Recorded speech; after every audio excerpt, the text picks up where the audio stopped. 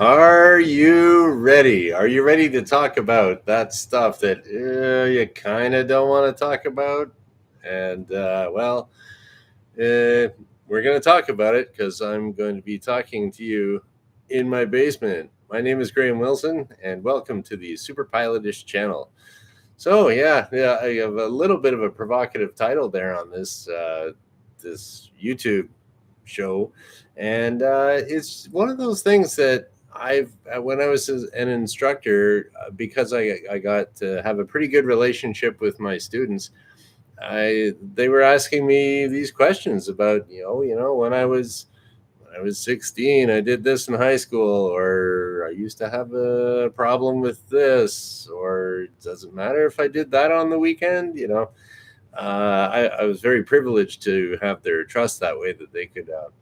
Won't be mentioning their names, but I was very privileged to have their trust that way that they could ask me these questions about it. So I guess I should start off by saying any of these questions, you really should be talking to a civil aviation medical examiner. Now, this is just strictly for Canada. I'm in Canada. I used to be an instructor here in Canada and a pilot examiner. And so what I'm talking about is just specifically for Canada. It's different in different countries. There's a lot more harsh penalties in other countries for doing some things or other things. So just keep that in mind. It's not the same everywhere. Okay, so number one, talk to your doctor about this. And but I'll tell you what I can tell you. And so, the basic from a pilot standpoint, okay, the rule is the two big ones, and you'll probably be asked this on Transport Canada written tests. Is okay, how long can you go between one alcoholic drink and flying?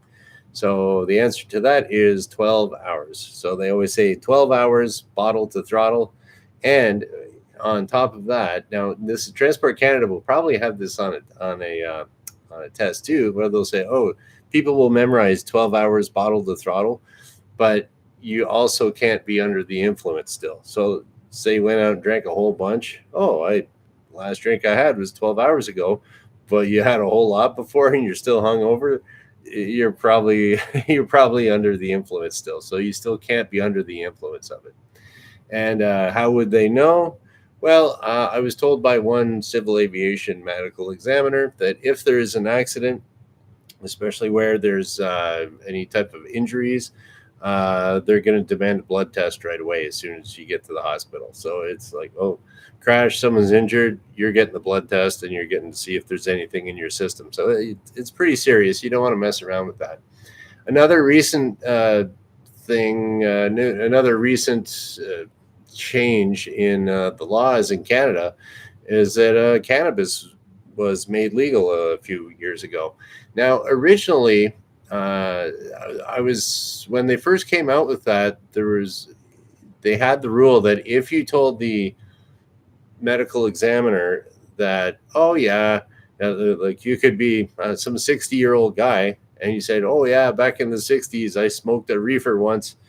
They would deny you your medical on the spot. That's the way it used to be. So now they've changed it because, and I know that happened to one of my students that I did a couple of lessons with him. Then he said, "Man, I just lost my medical because I said he was smoking some weed back in high school or something." But but they cleared that all up, and what they did, basically, what I can kind of tell, the Transport Canada was getting, we got too many of these things we got to review and do drug tests and stuff. So they just adopted what the military did, which was 28 days between having some THC, the active ingredient that makes you all high in cannabis.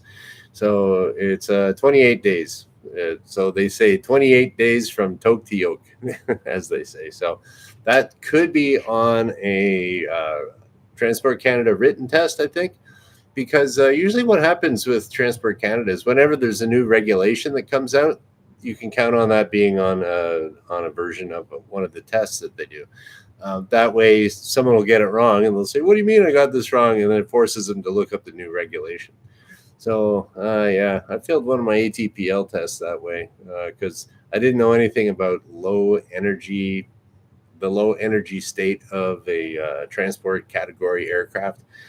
And it turns out there was this big advisory circular, or some big report about it, anyways. And, I got it the second time. Okay, so 12 hours bottle to throttle and 28 days from toke to yoke. Did I say days or hours? Days, 28 days. So basically, I mean, you got to be on what, a 4-5 week vacation if you want to try doing that legally.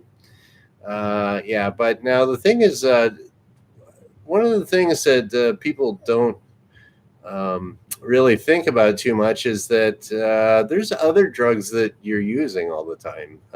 Like you wake up and want to grab a coffee. Well, caffeine's a drug. If you maybe you quit smoking a while back and you're doing your Nicorette gum in the cockpit, well, you're still taking in nicotine. So these things can affect you. Like even drinking too much coffee on the flight deck. Well, it's it can dehydrate you. So if you drink too much coffee and not enough water. So other things that could be drugs. If someone's got an eating disorder, or they have a tough time putting down the cheesecake. I know a cheesecake's awesome. So it's like, yeah, sugar could be considered a drug, or even potato chips. Did you ever try to stop eating potato chips after just 2 chips? You can't do that. Sounds like a drug to me. And that can affect your medical too, because if you get overweight, now that puts you're at higher risk for having higher blood pressure, and you need that to keep your pilot medical. So just because the drug is legal, you still got to watch out for it. And another thing too is just I have asked in the past, like if people have troubles with allergies, you might want to you'll definitely want to ask your civil aviation medical examiner, what would be a good antihistamine for me to take when it's allergy season. Most of the time, it's like they'll say something that's not non-drowsy, and you're okay. But ask the question though, and because it's something you got to watch out for too. You don't want to be all drowsy in the cockpit, that's for sure. And what's another one I got written down here? Antihistamines. Oh, or even regular medications, antibiotics. Maybe you're going through a tough time and you're thinking about going on some mood altering pills or something like that to take care of your nerves. Really watch that with and talk to the medical examiner about that stuff, because those are pretty heavy drugs. They affect your brain a lot to affect your mood like that. And coming off of those pills suddenly is really bad. So I do know. I know. Okay, one pilot in specifically I can think of that I bet he did go on some. He was going through a rough time, broke up with his girlfriend, blah blah blah blah. Got on some of these pills, and so he did get on some kind of antidepressants. But then he kind of used them, got off of them, and he's a successful pilot now. Years later, he was just going through a little bit of a rough time. And yeah, what else we got here? Antidepressants. I'm just checking in. We got Cepherdine Squib and Pile Hut in the chat over here. That's cool. So sugar is a nasty drug, according to Cepherdine Squib. It can be. It can be just as deadly as any other one if you do it too much. And Pile Hut says antidepressants, be very careful discussing with the CAME. Okay, that's a good point too. If you do mention things such as I know another pilot, if you mention anything about I'm so depressed because this happened, and I mean, it's not like I was considering doing anything drastic, like and really, you said that drastic word that starts with a S and ends with the suicide. So you do have to be kind of careful about that. That's a good point, Pil Hut. yeah, with it's tricky with the doctors. You have to kind of know the doctor. Yeah, it's tricky because I mean, if it is serious, you do want to tell them about it. But it's one of those things: is how serious do you think it is? I would say probably your own personal filter on that would you'd say to yourself, okay, do I think this would be a safety issue, or do I think this could be a safety issue at some point? At that point, yeah, if it's a safety issue, you really should bring it up. And we got another one here. Didn't a German pilot fly into the side of a mountain a few years ago, blamed on depression? I believe that, yeah, that's why the after that accident, that's why they require to have two pilots in the cockpit at all times now. So that type of, yeah, the type of, what would we call that? I guess it would be like a mental. mm, He was having some mental problems there, and I think he was, if I remember correctly, don't quote me on this, but that German pilot was talking to his family doctor, but not the aviation doctor. So yeah, it's kind of tricky there. Get yourself a good girlfriend, or don't get one at all, or something like that. So then, yeah, so yeah, you do have to watch that stuff, and part of being happy and not getting depressed is eating right, getting enough sleep, which is hard to do as a pilot too if you're an airline pilot, but do the best you can. And okay, now I'm going to talk about the good juicy illegal drugs. Just don't do them. That's easy. The really hard ones. I wrote down some. Although, I had one student come to me and said, like, yeah, I did cocaine last weekend. I'm like, whoa, dude. Yeah, I don't do that anymore, man. So, yeah. Actually, he's working at an airline now, but I gave him a pretty good debriefing about no, don't do that stuff. Technically, I was pilot in command, so we were legal, and for the rest of our training, we were legal there too. So, and yeah, no, it was just a one-time thing, but like you don't mess around with that stuff. Another thing, I used to deliver prescriptions years ago to this rest home where there were some guys walking around kind of zombied out, and I asked, they didn't look too old, and I asked the one lady that I used to deliver the prescriptions to, and I said, "What are all these guys in here for? They don't look too bad. They're just kind of dopey looking." And she said, "Oh yeah, they fried their brains back in the '60s." And I'm like, "Wow, so okay, watch out for that stuff." And another thing, I met a guy once at a party, and he was smoking a bunch of weed, and I'm like, "Whatever, chit chat." I wasn't, I don't do that stuff, but it he said that he tried some acid once, or LSD, and he said that like he came down, but he didn't fully come back down to being sober, so he was still kind of spaced out, and he had to smoke weed to just kind of be normal. And I was like, what is this about? I don't know. So I started looking on the internet, researching it, and it turns out that this is just doubly convince you not to do any acid or LSD, is that the molecule of that drug is kind of shaped like a fishhook. So if it gets into the receptors in your brain, it won't kind of be ejected because it's shaped like a fishhook. So it can go into your receptors in your brain. Most of the time, it dissolves and goes away, but sometimes it'll just kind of stay in there, so you're high. And yeah, that's not too cool. So, anyways, there's that. Another thing too that I don't think it's really done so much more now, but when I was back in college, we did a little study on amphetamines that and drug use in the airline industry. It was through anonymous polling and stuff, and it was done. We did the study, or did a report on a study that was done back in the 1970s. And in the 1970s, when they were doing transatlantic flights that were really long, in these, they just started doing these nonstop transatlantic flights that were pretty long in the jets that they had. And like they had 747s out, so they could go, really fly from like Los Angeles to Sydney or something like that. And then they got a few pilots there, and they didn't get all the rest rules and everything in until a little bit later. But the guys were all doing amphetamines to stay awake. And so amphetamines were given to fighter pilots and I think bomber pilots too in World War II, just to keep them awake. And they're in the Army or the Air Force.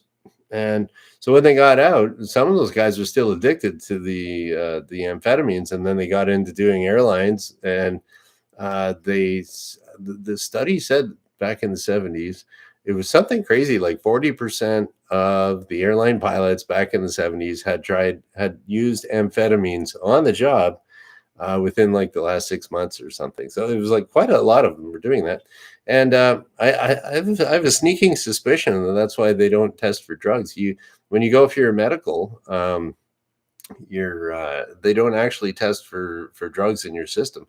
Now, if you go to work at an airline, you'll have a company drug test, and you can be randomly tested too. So don't remember that too. It could be one day you're showing up for work and someone says, "Here's a cup, go for it," and you don't want to be and losing your job because you're drunk or high on the job or anything like that, because it is a small industry and the word gets out. What happened to him? Oh, he got fired. He was drunk. Ooh, that doesn't look good. So, you don't want that type of reputation either. And I mean, you can get fined. You can lose your license. You can lose your medical. There's all kinds of different negative consequences to your actions there. That if you start messing around with drugs. Another one there too. I was telling you about how World War II got people on amphetamines, and which is speed, or keeps you awake. Caffeine too. Caffeine was basically before World War II. Everybody used to drink tea, and then in World War II, they came up with basically like a instant coffee type thing, and they gave that to the soldiers as a caffeine delivery system. So I mean, your coffee is a drug delivery system there too. So, and then I don't have to tell you anything about crystal meth and heroin. Just stay the heck away from that stuff. That destroys people's lives in a hurry. So so drugs are bad. Surprise, surprise. Yeah. But so I just figured I'd kind of mention that a little bit today, because you can kind of think of. I wanted to mention that there's not just one type of when you see drugs, it's not everybody does their own little drug of choice. Oh, I can't do without ice cream. Oh, I can't do without cheesecake. I can't do without Mountain Dew. Whatever. It's you gotta manage your drugs, and legal prescription drugs too. So, and contraindicate, or what do you call that? Where they kind of react with each other, and you got to watch that. Another thing too is that you might not know the effect of these drugs at a higher altitude. So if you're in an airliner, you're usually around like a 5,000 foot cabin altitude. If you're in an unpressurized plane, I mean, you could be going up to 10,000 feet or something like that. And then once you get up there, you can start getting into some kind of toxic hypoxia and all kinds of weird stuff there. We got another little question here. Okay. I like getting these questions. Okay. Do you find alcoholism pretty prevalent in aviation? Honestly, I find the industry really has a lot of booze culture flowing around and after work. As far as alcoholism, where people have needed help to stop drinking, or it got to the point where it affected their life really adversely, I wouldn't really say that too much. I mean, in aviation, the people are pretty conscious about keeping their medical valid. So I really haven't come across like there could be some pilots that drink more than others, but as far as like total alcoholism, I think that's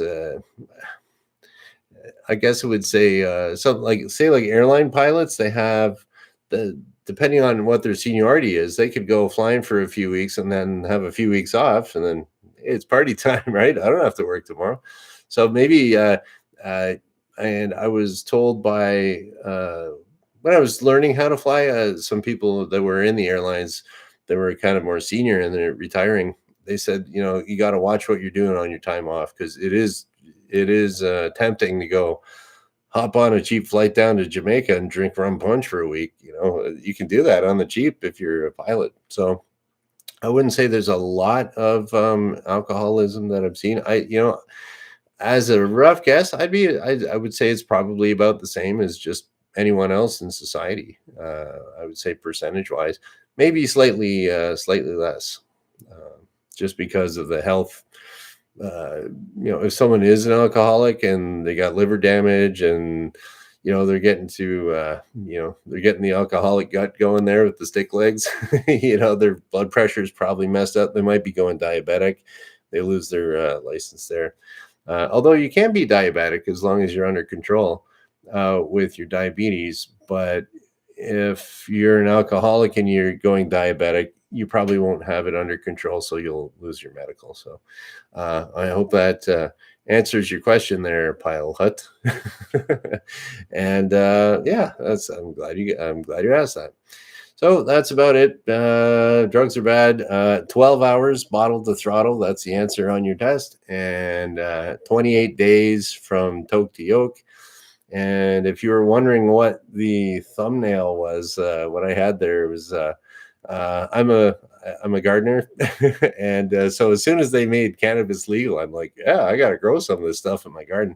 So I don't know. It's been sitting. I tried to give it away to all of my neighbors and stuff, and so I got a little jar left over. And if I ever find anyone that needs some that I know, maybe they're doing chemotherapy and it helps them out with their eating food or something like that.